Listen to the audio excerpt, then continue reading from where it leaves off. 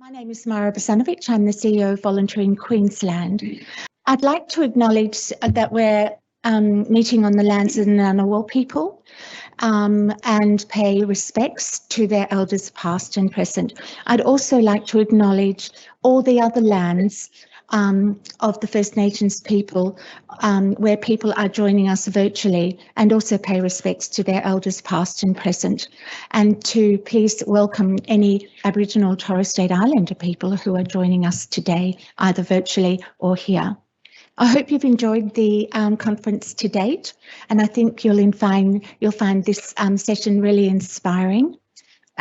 What we have is we have two speakers. They will speak for approximately 20 minutes each, and then after that we have questions. So it gives me great pleasure to introduce our two speakers, who will both speak for around, as I said, around 20 minutes. If there are any really urgent questions in between, you're welcome to put your hand up, but if we can otherwise keep questions to the end of the session. So our first speaker will be a researcher from Curtin University, Sumayyah Ahmad, and Sumayyah will talk about some of her research that she's doing now to complete a thesis. Once her thesis is complete, she'll also make all of the research findings available freely to anybody. Our second speaker is Dr. Faye Bendrups, OAM. Faye is the Vice Chair of the National SES Volunteer Association. So she speaks from working absolutely on the ground with volunteers. I'm sure that you'll find them both really inspiring. If I could please invite Sumayyah to the floor, that would be lovely. Thank you. Thank you. Is it working? Yeah. Thank you, Mara, and thank you everyone for being here today. I started my visiting Pakistan when the earthquake happened in 2005, and I saw the devastation with my own eyes, and that's when I thought I need to work on spontaneous volunteers, because 19,000 children died, and I was a young mom of two at that. That is what my project is all about. So I'm looking at how spontaneous volunteers use social media during disasters. And this is something that has been very prominent in the past 1 decade already. So the aim of this session would be to share with you what spontaneous volunteers revealed about their activities, why they're using social media, how they use it for their agency, and how they use it to co-produce during disasters. The research questions that I had were how they're using it before, during, and after the disaster, to see what are the changes in their patterns as well. And the sort of medias that they're using. What is the most prominent platform that spontaneous volunteers will be found on? Then what is the impact of social media on their agency? How they use it to co-create knowledge and activities during disasters? And what were the recommendations so that they can be put forward for public policy? So first of all, we have definitions of spontaneous volunteers. I'm also in the process of creating a definition for spontaneous volunteers, because I found that there are 4 different types of volunteers, as I'm going to discuss. But what is it that they actually do? It's basically the community's response to a disaster. They're complementing the emergency services, and they're basically from the grassroots up. Why are they important? Because International Federation of Red Cross and Red Crescent Societies, they emphasize that success of relief efforts depends upon the ability to integrate the community's response into the formal system. The faster you can do that, the more resilient a community becomes. And we all know that disasters are increasing throughout the world. At the same time that governments are reducing the fundings and the services they used to once provide. So integrating spontaneous volunteers into the system is not an option anymore. So the 3 disasters that I studied, first of all, I come from Perth, and the one that was closest to my heart was I was in Perth when the Yarloop bushfires happened. So I drove down to Yarloop, and the entire town was burnt down in 7 minutes. And it was because the people didn't get any information. There was no warning. The second one was Grenfell Tower. I was visiting the UK for a conference, and I got the opportunity to interview some of the spontaneous volunteers there. And the third was the Melbourne floods that happened in 2018. So the first thing that came out very strongly was spontaneous volunteers, they have a desire to help. And they call themselves a chain of helpers. And that is how they describe themselves. They often don't know the meaning of volunteers. And they definitely don't know what spontaneous volunteering means. But when I handed over the participant sheet to people to read through, the first thing they said was, I've been a volunteer all my life, and I had no idea I'd been a volunteer. So that's something from policy perspective, we need to make the definition more friendly for the community to understand. I also found that there were 4 types of spontaneous volunteers. So they're the local, both local and external. So the local volunteers can be of 2 types, the local leaders, who have access to resources, who have access to knowledge, who know how to, for instance, they've got these skills, social media skills or management skills that they use immediately. So these are some of the characteristics that local leaders displayed. For instance, they were affected by the disaster emotionally, physically, mentally, but they were composed. Maybe because of their past experience. 2 of them had actually volunteered during different fires before. But they were more composed. They had access to the knowledge and they used their past skills and experiences to immediately start action. Local helpers, they were also affected physically, mentally, and emotionally. They had access, but they needed support. Some of them 6 days, some of them a week before they could actually raise their hand and tell the local leaders, I'm here to help. Similarly, we've got external spontaneous volunteers. These are the external leaders and external helpers. External leaders are those who have access, they have skills, and they contact local leaders or they see the news and they come over and they offer assistance. And they also bring their non-local skills and experiences. And external helpers are those who are also affected the same way as external leaders, mentally and emotionally. They follow both the external and the local leaders to understand the need of the community, and then they respond. But obviously, this is where you see spontaneous volunteering coming in waves. So we find out about the first wave coming in and the second wave of people coming in. And so this is how, when I was going through it, I could actually distinguish between them. What were the experiences? So they used social media to fill gaps. And what was the most important gap? The gap in information. And social media was something that they had access to, and they were able to fill that gap for their community. There was a need in the community to get more information, which was not being provided. Almost all of the local leaders said that initially they went to the emergency services webpage or the local authority for authentic information. And when they did not find it, whatever they could find, they then printed it out and they took those flyers out and they started distributing it, taking pictures and tweeting about it. So they created information for the local community when they did not find any information, or they spread that authentic information that they had already access to through the official websites, and they spread that. Second was gap in communication. Generally, during disasters, we've got information flowing from the top down. But when you pick up the phone to contact people, you don't get a response. And it's natural to face that situation because there's so much of, the priority for emergency services is not to pick up the phone and respond back. But the community wants two-way communication. Social media provided that for them. They could respond to things. They could clarify, they could provide more information, create more information, and they knew the medium of communication could vary. It could be in the forms of video, photographs, they could use images, they could change the font. So the message type also affects you when you are in a disaster. One of the things that all 3, the local leaders from all 3 different disasters said was, we did not keep repeating, oh, what a disaster. Oh, what a disaster. Instead, they said, did you throw the garbage out? Or they distracted the people, right? Or did you come for that, a catch up? So they were saying we were providing information, but in a very different way.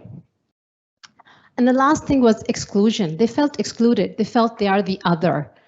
They were not allowed to come in and help as they wanted, or assist with the services that they wanted to help with. So they felt that they're excluded from the information, they're excluded from the communication. And so what they used social media for was to remove that disconnect, right? Or to provide what the people needed to hear. So that they could reduce that anxiety. And once they reduced that anxiety level and frustration level, then the community was able to bounce back. Okay. So, how did social media facilitate them? First of all, crowdsourced information. And again, as I said earlier, this is from the grassroots up. Everyone was an information creator, and they could do it in the form of images. And so most common platforms that were used were Facebook and Twitter, Facebook being the most prominent one. Networking, they already had established networks that they utilized because it was already there. All of them said, we used Facebook because I already had a presence there. I had a very large network there. So if you ask them, why not Twitter? Because Twitter was for shorter messages, but I wanted to share more. And so I already had a network there. So using those established networks.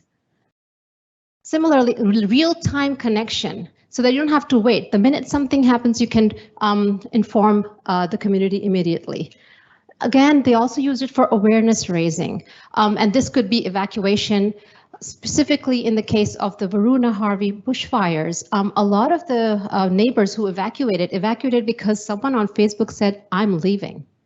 So the people who actually managed to leave left because someone had said it, or they saw their neighbor leaving and they asked, but there was no warning. The rest of the people ended up in the Oval. So how does it facilitate their autonomy, freedom? It gives them agency. First of all, it enables them to express their thoughts and their opinions. It also allows them to own the issues of the community and then provide for that. Connect with others who have similar interests, and it's a safe space for people to freely communicate and engage with, and it empowers them. So there's a lot of control in what they want to share, how they want to share it, and with whom they want to share. And there we see that social media wasn't just used recklessly. There was some level of exclusion. When they found that there were, for instance, in the Yarlow bushfires, there were some people who were sort of joining the conversation from Sydney or Queensland. They would immediately tell them, this is a group that is talking about these things and we don't want the conversations hijacked, right? So someone was trying to say something against the government, not doing enough, and they said, we don't want these conversations to be hijacked, and they were excluded from the groups. So this is how they felt empowered, that they could control that. They were actually making informed decisions. And so when it comes to exclusion, it was basically anyone who stood up against the group ethos or created some sort of an issue, they were excluded from the group as well. How did they use it to co-create? So again, it allowed multiple stakeholders to collaborate together. So it wasn't just the emergency services, for instance. It was people who were farmers, who were doctors, who were teachers. All of them were collaborating at the same time, at the same level. So there's no hierarchy. Then support. You could provide support to a diverse group of people. They created online communities that are still alive today. And again, crowdsourcing and user-generated content. So they felt acknowledged that whatever they want to convey was being received, and they could discuss those issues. Also, another important thing that came out was utilizing social media influencers. So the community has access to different influencers who have followers. And if you want to get something across, one of the local leaders said, I know that if I want a message to go across, all I need to do is just inform that influencer, and it reaches such a wide audience. And this way they were able to get fuel vouchers, they were able to get generators, even sea containers, just based on goodwill. And then this is something that I came up with. It's a hybrid collective group, which is made up of both specialists and non-specialist lay people. And this is what gave every single individual in the community acknowledgement. They were able to respond to the needs of their community, forming a group which was mixed. And in this way, there was transfer of knowledge, transfer of information, almost by osmosis, where they were in the presence of each other without telling them about These are the standard operating procedures. They observed and they followed. And that's something that doesn't hinder the autonomy of the community. They also used it for activism. And these are groups that are still alive today. For instance, Grenfell United, for instance, or Rebuild Yar Loop. They were able to rebuild an entire town. So a lot of the local leaders said that had we not had this social media presence, our town would not be here today. And these obviously, the activism keeps these conversations alive in different ways. So how did social media help? First of all, the wider reach, they took advantage of that. Then crowdsourced information. It provided two-way communication. The speed was of vital importance. They were able to verify information and correct miscommunication or disinformation. They were able to co-produce knowledge. They were able to offer support, and they were able to arrange for support when they were not able to offer it themselves. For instance, they could arrange a free mental health camp where there were people coming from Perth all the way to Yar Loop to just offer support and services as well. Another one of the local leaders had experience in Centrelink, and she was able to provide information about Centrelink issues that people were facing because the government was not able to provide it at that point. And it's obviously cost effective and allows geographic targeting. So by enabling autonomy, freedom, and agency and co-creation, together, social media will enable this community to develop resilience. Autonomy is basically the ability to make those decisions independently. Freedom would be, the absence of constraints, which they found in bureaucracy in all organizations. And agency refers to the capacity to not just think of it, but actually be able to complete what you're planning to do. And as a result of this, they were able to co-create knowledge, and they were able to co-create various activities together. And all these four elements together, they led to resilience. So what did spontaneous volunteers want to say about building capacity and disaster recovery? First of all, empower the local communities so that local communities play an active role in disaster management. The second thing was incorporating traditional knowledge so that they feel acknowledged, they feel that their voices are heard as well. The local resources as well, they should be used. For instance, in the case of Yar Loop, when the emergency services came, they didn't have the right coupling. They didn't ask whether anyone has a swimming pool, for instance, or whether they have any water reservoirs. And so they were the trucks were there, but they couldn't do anything. So these are things, communicating with them and promoting a bottom-up approach, because that's what community resilience is all about, is these grassroots efforts, the grassroots movement, promoting that.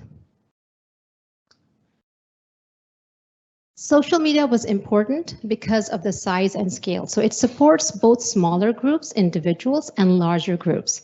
And that's why they were able to use it so successfully. It enables autonomy and independence. So while there were various groups collaborating together, they had their own autonomy and independence, and at the same time, they were able to collaborate as well, among and between each other. Flexibility. So every time they found that there's another need, all they had to do was just mention, okay, this thing has popped up, and someone or the other would raise their hand and say, I can do it. So they had the flexibility to respond very quickly because there was no permission needed, right? There was no bureaucracy. Focus on specific areas of expertise. Absolutely every single participant said we never went towards the actual emergency services because we know we can't do that. So they said we didn't go, we went to help the community's need. And this is in Grenfell, in Yar Loop, as well as in the Victorian floods. So all of them said that we can't do it because specifically in Grenfell, one of the local leaders said, I could see that the emergency services were overwhelmed because they'd never seen fire go in such a way. It was because of the cladding. And they said, we'd never seen it go that way. They were overwhelmed, so we just stayed away. So the sort of expertise that they have and the area of work was very different. And that was based on the closer communication and the closer relationship. So these relationships that were based on trust were actually then translating into all of the co-production that was happening in the communities as well. very cost effective. Another feature that came up was brainstorming. So the local leader would just put up an idea and say, hey, how about this? And then it was the community deciding how we could do it. So all the different solutions were coming from the community and they would decide on it together. And that was very empowering. So what does that mean? It means that social media has that capacity to effectively promote local community leadership. It has efficient operations. It enables strong partnerships, and therefore it will allow communities, for instance, the three that I looked into, it allowed them to become more resilient for future disasters. Okay. So there were a couple of shortcomings, and there are many, many more, but these are the ones that all the participants highlighted. Some of the most important ones they mentioned was misinformation and information overload, and they said this is where the local authorities, the emergency services can help them, because there's so much information out there. So if they can help filter, or at least get in contact with the local leaders or the social media influencers so that they can be informed about which information should be amplified and which should be, they should inform the community that this is not important. Then there was censorship, biases, free speech. Another was internet privacy, especially when it comes to rural communities. A couple of the spontaneous volunteers who were from the rural communities, they said, we cannot, when we are asked to evacuate, there's no way we can tell anybody that we've evacuated our premises because there's going to be looting. So everyone knows there's 17 houses there, and if all 17 have evacuated, so how can we do that? So you need to make sure that that the information that is flowing is protected, and then obviously over-reliance on it and technical issues. What were the recommendations? First of all, verify with the community as well. There was a lot of disconnect that happened in all three disasters between what was happening on the ground and what the media was putting out. And so the emergency services, for instance, or the local authorities could verify with the communities and then put that out in local media. Prioritize critical information, specifically about evacuating, not send confusing information like there's a, move and then stop. So that confuses the community. Ensure multi-channel communication. This wasn't something that popped up again and again and again in every single interview. They said that just one channel or just SMS is not important. It doesn't work as effectively as a Facebook presence, Twitter presence, having it on the website. So multiple channels together would be more effective for them. And a lot of them, they said, we have a mobile and we're on multiple apps together. We've got multiple access. So why not use it? Enabling all voices to be heard, having diversity, and then ensuring that personal information is also protected. So 3 types of recommendations popped up. The first was before the disaster, then during, and then after. Before the disaster, they said that local authorities and emergency services should identify the influencers or the local leaders. And once you have that, you build a trusting relationship, perhaps by coming to their coffee morning someday, so that they know who they need to contact in case of a disaster. Setting clear expectations from the beginning so that they know what part of the recovery and response activities they can participate in and assist the emergency services with, or what type of information is required from the community so that it's available. And third is monitor social media platforms as well, because even when the official responders have a social media presence, they're not monitoring it when a disaster happens. During disaster, they set focus on message content and form. A lot of people do not understand the jargon. Many of them don't know what volunteering means. Many of them don't understand the message or the severity of a message. And so focusing on the content and form. Images and videos were more popular. So instead of mentioning that the flood level has reached this much, you show the image or you share a video and you say, with this, for instance, this much of water is enough for a car to just, get flown away with it. So these things, to go with the water. And so focusing on message content and form, then use location sharing feature. All 3 disasters, the volunteers were able to use the location sharing feature to prevent people from wasting precious time. They were able to, get donations at different places and then inform them these roads are blocked or these roads you need to, for instance, This road is still open, so you don't need a detour of like 40 minutes or something. So location sharing, problem solving via social media, and there were suggestions for social media platform, the companies that are running them, the service providers as well, to make sure that they remove content which has been flagged as, misinformation promptly. After disaster, the most important thing was showing empathy and support to people who are suffering from the disaster. And then utilizing all opportunities for collaboration and pairing volunteers with community members. And that, they said, would enable tacit information to transfer. Thank you.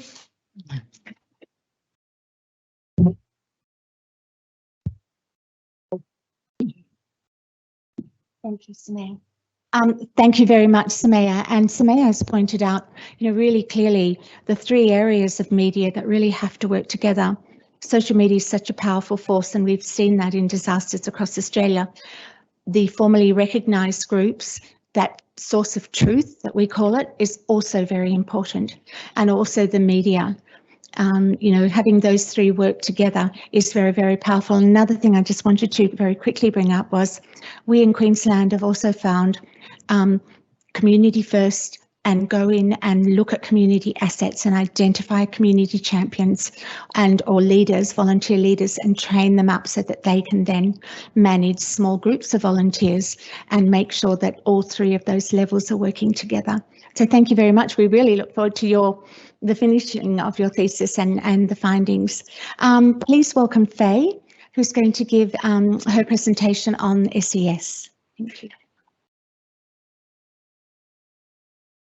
So I'm going to highlight the scope and value of the work of SES volunteers and also talk about building a collaborative future. What does an SES volunteer do? Put very simply, SES volunteers are responsible for response to flood, storm, earthquake, tsunami and landslide. They're activated by a pager system which goes off at any time of the day or night. Emergencies are very unpredictable, of course, and you have to be ready at short notice to respond. Emergency volunteers are professionals. They're trained professionals, it's just that they're not paid for their work. The amount of ongoing training and skills maintenance for emergency volunteers is formidable. Volunteers complete identical or similar training to paid emergency responders like police, fire, ambulance. And depending on the agency, sometimes volunteers complete more or more extensive training with a broader range of skills. Emergency responders complete skills measured against the Australian Quality Framework standards, the national policy for regulated qualifications, and maintain those skill levels every year. In Victoria, for example, every SES volunteer is required to attend 60% of training offered per annum. So the training commitment of emergency volunteers is substantial. Here's an example of an SES volunteer, what goes on.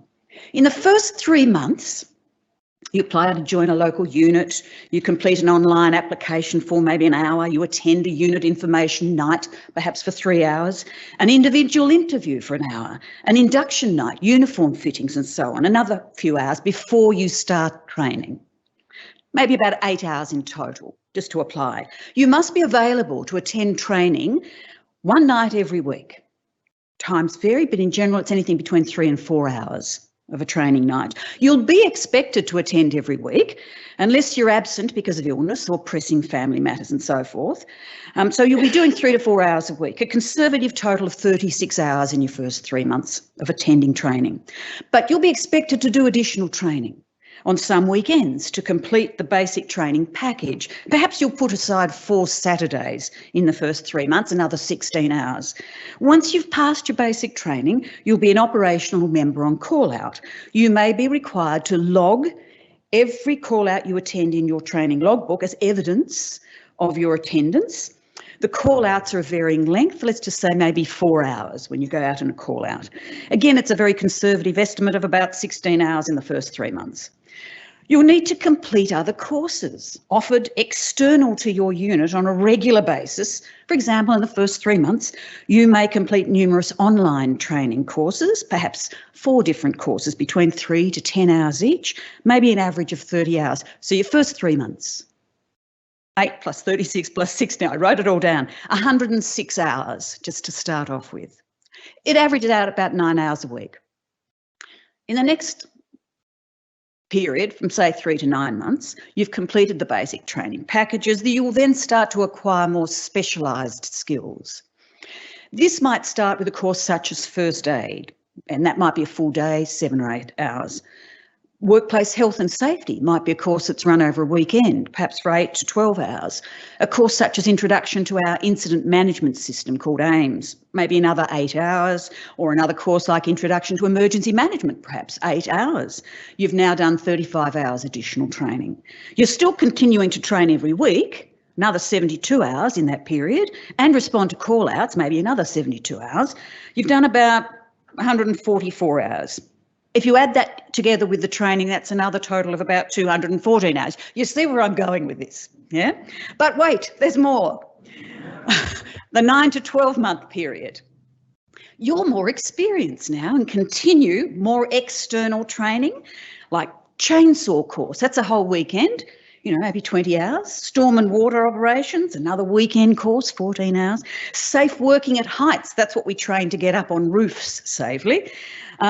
Another 20 hours over the weekend, more online courses, another 20 hours, another 74 hours in training.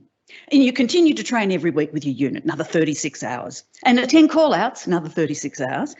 You may be now more experienced and participate more in those call-outs and training. You've got another 122 hours now under your belt just in that period. The first year you've done maybe 442 hours of training.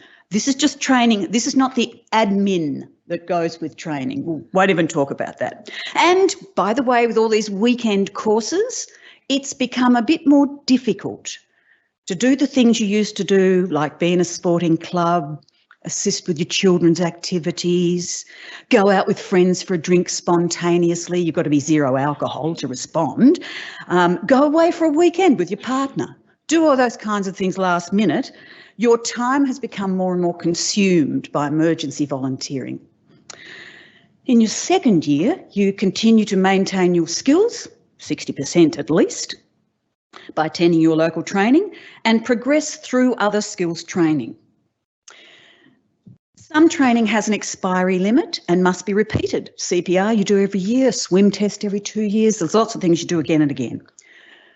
Training course options may now include more technical specialist skills, and the courses differ from state to state, but just a few of them might be a course we used to call general rescue, chainsaw, urban search and rescue, which is what we're seeing in Turkey and so forth at the moment, first aid, WH&S, map and navigation, storm and water operations, rescue boat crew, crew leader, manage traffic at operations, land search, AIMS, crew member level 2, EVS operating lights and sirens on the vehicles, road crash rescue, air observer, community education, sector division command, safety officer, operations officer, logistics officer, base camp manager, staging area manager. It just grows and grows. And other internal courses might include, for example, wildfire awareness, a lot of these are online in your own time, tree hazard awareness, maintain safety at fire support operations, carbon monoxide awareness, maintaining safety at flood and storm, swift water rescue awareness, hazmat awareness, working remotely, unit finance, responding during coronavirus, culture and conduct, bullying and harassment. It just goes on and on. You may now also have been approached to take on leadership roles or assist with training. If you take on a training role, you must complete a Certificate 4 in Training and Assessment in your own time. That's a full-time 6-month TAFE course. If you take on a leadership role, you may complete a Certificate 4 in, say, Leadership and Management, another 6 months TAFE course. You may take on other roles in the unit, like finance officer. It's like running a small business. If you might have, say, a medium unit of 50 people. If you become the unit leader, which is called a controller, then you might be doing on average 3.5 to 4 days equivalent full-time work per week.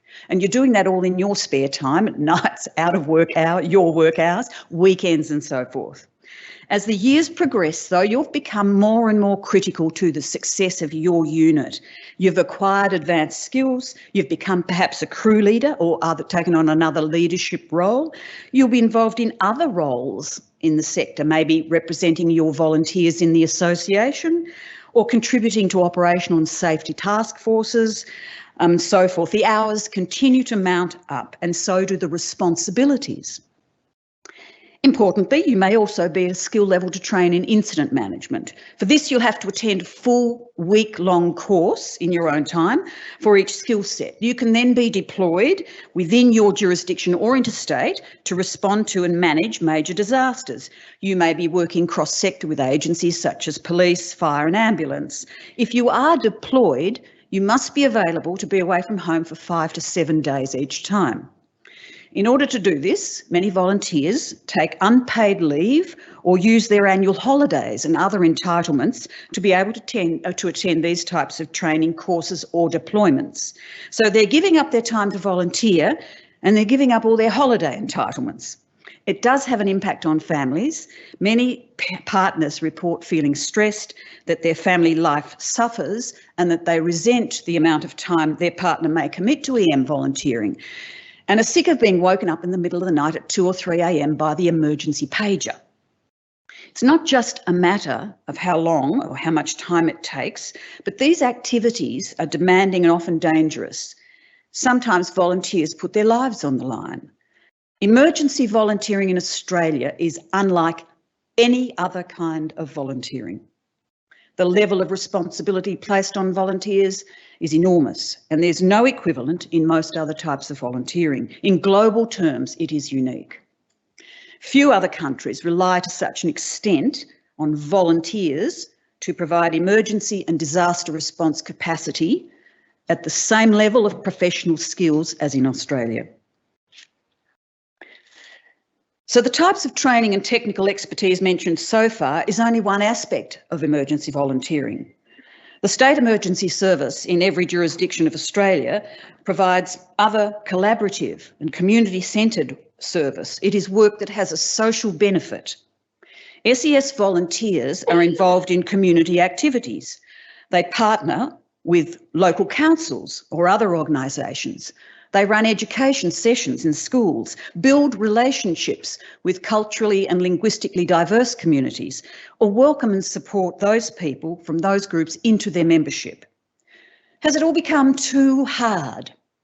Certainly, research shows that people are less willing to commit for life to their emergency volunteering, that people have less free time available and are more discerning in how they use that time. Young people in particular are looking for more flexible options in volunteering, and their circumstances like study or travel or moving interstate or relocating for jobs preclude them from necessarily making a lifelong commitment. Well, is there any other way to make it easier and to ensure sustainability of volunteer numbers? Let's look at another different model. In 2015, I was awarded a research grant to study earthquake and tsunami response in Peru. I was attached to the National Institute for Civil Defence and took part in exercises and joint training for these events and also for remote area high altitude firefighting in the Machu Picchu National Park. Peru experiences on average 400 earthquakes per annum, and the whole community is educated in basic response techniques. It is normalised, not necessarily professionalised. The Institute of Civil Defence runs whole of nation emergency exercises each year, with an extra 4 exercises per year for schools. Children are listened to and involved in emergencies under a UNICEF plan. For each of these exercises, a detailed scenario is planned, and at the appointed time, everything stops and the exercise gets underway across the whole of the nation. The community is divided into manageable units: a local apartment block, a business centre, a city office tower, a neighbourhood district. Within these, much like our fire warden system, there are some leaders who have basic skills like first aid training, who know where a cache of equipment is and who lead evacuations and account for their group. They're not expected to undertake specialist roles, but what they do is move the population, check on everyone, assist the vulnerable, and leave the professional responders to undertake the difficult work. Importantly, because the whole of community is involved, there is more individual empowerment, more incorporation of local knowledge, and more resilience. Let's compare that to a very recent event in Melbourne. On October the 14th, 2022, the Maribyrnong River, situated only 9 kilometres from the centre of the city, experienced a major flood. 572 properties were affected, and many of them are still uninhabitable. Some people may never return to their homes. Thankfully, there were no fatalities, and the SES boat crews conducted more than 30 boat rescues. But what could have been done better in response? Number one, local knowledge. If the emergency services had a deeper connection to the local community, they would know that the flood was overdue. The Maribyrnong River floods on average every 10 years. Instead, technical data, not people and their experience, was relied upon to predict the flood. Well, the data was wrong. Warnings. On the morning of the flood, SES volunteers were activated to door-knock homes and warn people to leave. It was too late, and many residents received no warning. It was 4 a.m. Many people were asleep, did not hear the door, or alerts on their phone if they received them at all. Many did not. In Peru, any means are used to alert people. Church bells, vehicle horns, emergency sirens, whistles. In Maribyrnong, not even one car horn was used to try to wake people up. No one thought of it. It's a bit low tech. Individual empowerment, number 3. Early in the incident, local tradies were seen wading through thigh-deep water to carry out local residents.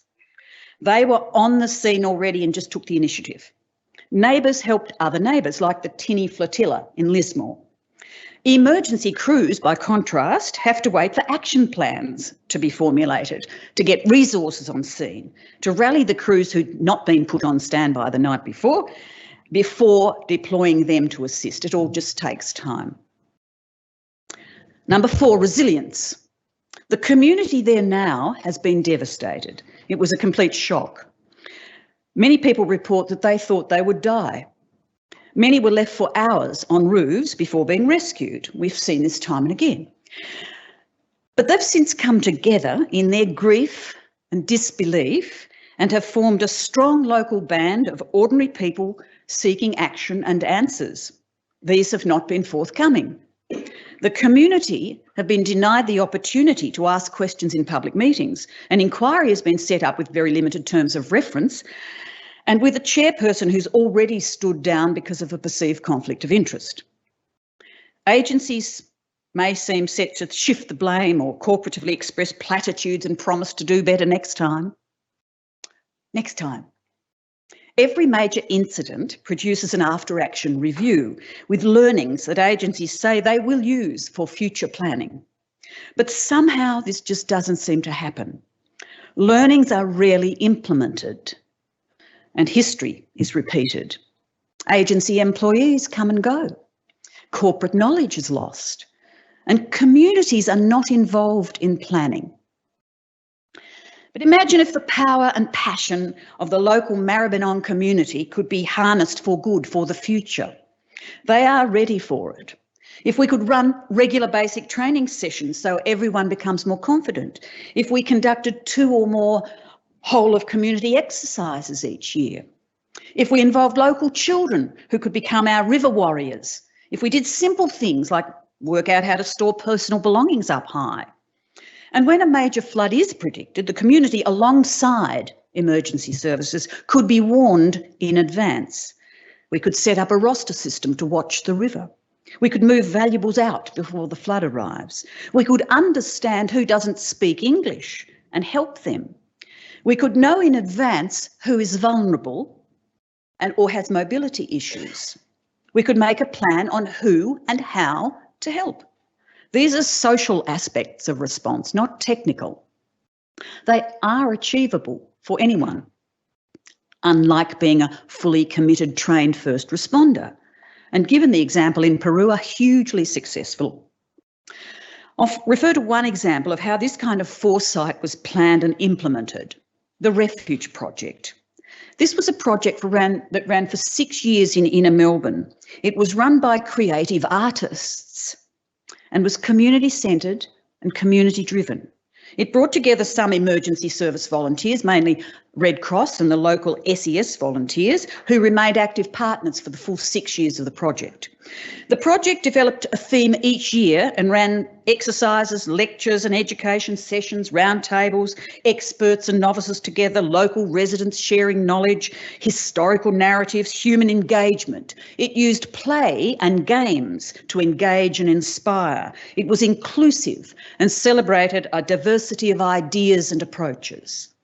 For example, a theme exercised by the Refuge Project was pandemic in 2018. For a whole year, pandemics were explored. Masks, gloves and gowns became the costume of choice. The Doherty Institute educated us and took us through the high security labs. Practices of essential deliveries to people sheltering at home were thought through. Checking on called communities and their needs was front of mind. It was, however, considered by some in 2018 be a little over the top, a bit fanciful, as if we would ever have a pandemic. And when the COVID-19 pandemic hit, those people who formed part of the Refuge Project watched in disbelief as governments and officials committed every error that had been anticipated in a year's worth of exercises. If only more of them, or more of the emergency agencies, had taken the plunge and gotten involved in a local, grassroots, community-centred and community-driven, creative and imaginative project. So to conclude, emergency volunteering is a special case, unlike any other volunteering. Emergency volunteers are asked to do more and more. That may not be sustainable. It's getting too hard. There are other models, like the whole of nation approach in Peru. If the community is involved and listened to, if there is collaboration, if there is more buy-in, increased resilience, more confident and empowered people ready to act in the next disaster, we will really have achieved progress.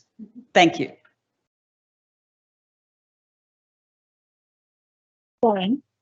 Thank you very much, Faye. That was really entertaining, but so much food for thought. I was going to join the SES in my retirement. I think I've reassessed that.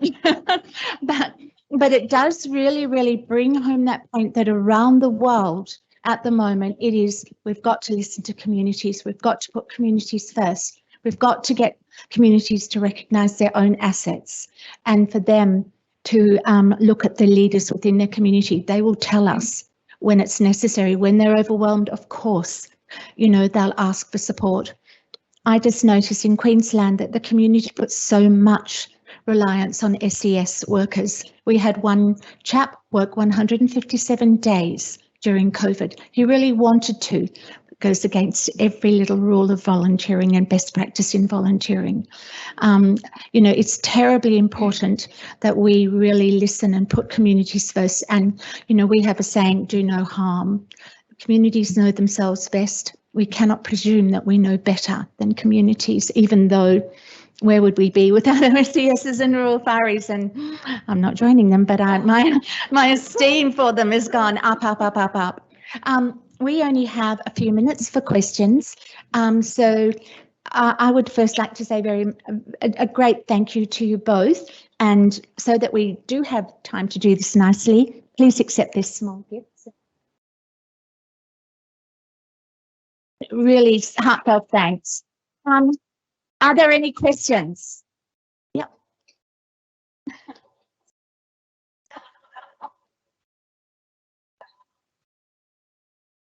Thank you, Sumayyah. Thank you, Faye. Well done. Faye, you spoke about community-centred emergency management. Now, the College of Mount Macedon in the early 2000s promoted that dramatically, but today we see it all moved to be centred in each of the jurisdictions, and they don't seem to worry about the community. How can we change the governments? How can we get the message back to them to change them back to the community where this should be centred? Thank you. I think one of the things that we can do, is let the community do it for us, because at the moment, and as Sumayyah pointed out with her presentation as well, often the communities become so aggrieved with being let down, they become activist. They didn't mean to be, they didn't set out to be, and that's what they become. And I think that's the pressure, because in a way, we're a little hamstrung in the agencies because there's codes of conduct and we're not allowed to speak to the media, and, you know, we're not allowed to sort of really push for change a lot because it goes outside our standard operating procedures. We're there just to do a job, the job that we're told to do. It's a command and control model that's all top down, you know, not bottom up. All of those things, it's a little harder. But for the community and for us then to be involved and work with community on that, I think is the key. Follow-on question for Faye. You've talked about different models, and I appreciate the Peruvian model. That's a huge cultural change in Australia that won't come very quickly. But what I would like to say is, isn't it high time that we stop relying on pure altruism and actually incentivize the SES and the RFS to stay? And simple tax offsets, you know, remunerating through leave being provided, that's the quickest, easiest way that we can address. And why is this not being advocated strongly enough by the emergency services?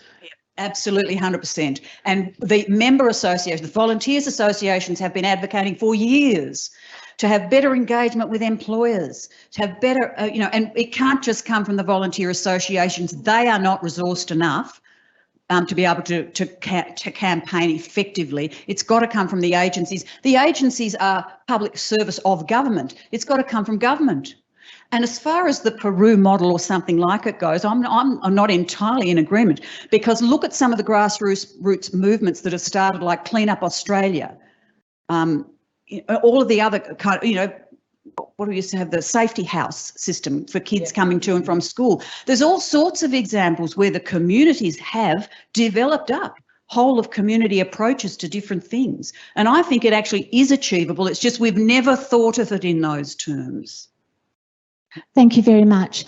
Would you please put your hand together for Sumayyah and for Faye? I know that there are lots of questions, and I'm sure that the ladies would be available for you. Could I just get you to put your hand together for all of our SES and Rural Fiery volunteers? I cannot believe how much, you know, how much they give. So thank you for pointing that out to us. It's an extraordinary contribution that they give to volunteering through their volunteering. Thank you, everybody.